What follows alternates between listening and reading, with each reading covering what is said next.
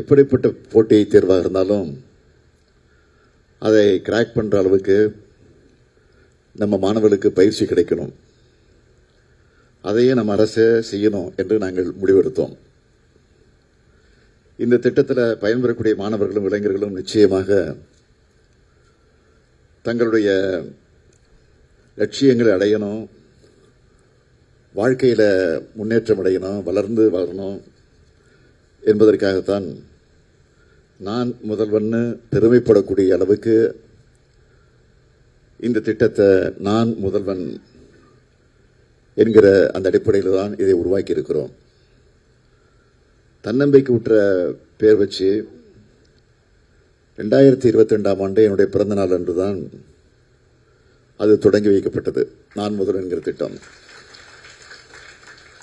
உங்க மேலையும் இந்த திட்டத்து மேலையும் நாங்கள் வச்ச நம்பிக்கை பலனளிச்சிருக்கு என்ற செய்தியை பார்க்கும்போது மகிழ்ச்சியோடு பெருமையோடு நீங்கள்லாம் எப்படி ஒரு பூரிப்போட புலங்காகிற உணர்வு கலந்துருக்கீங்களோ அதே மாதிரி தான் நாங்களும் இந்த நிகழ்ச்சியில் மகிழ்ச்சியாக கலந்து கொள்ள வந்திருக்கிறோம்.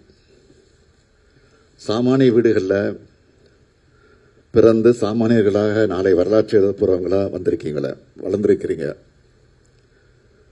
உங்களை பாராட்டுவது தான் திராவிட இயக்கத்தோட வழிவந்திருக்கக்கூடிய எனக்கு மகிழ்ச்சியாக இருக்கிறது. கல்விதான் நமக்கு ஆயுதம். எந்த இடம் வந்தாலும் கல்வியை மட்டும் நாம் விட்டுவிடக்கூடாது. அதனால்தான் முதலமைச்சருடைய காலை உணவு திட்டத்தை கொண்டு வந்தோம்.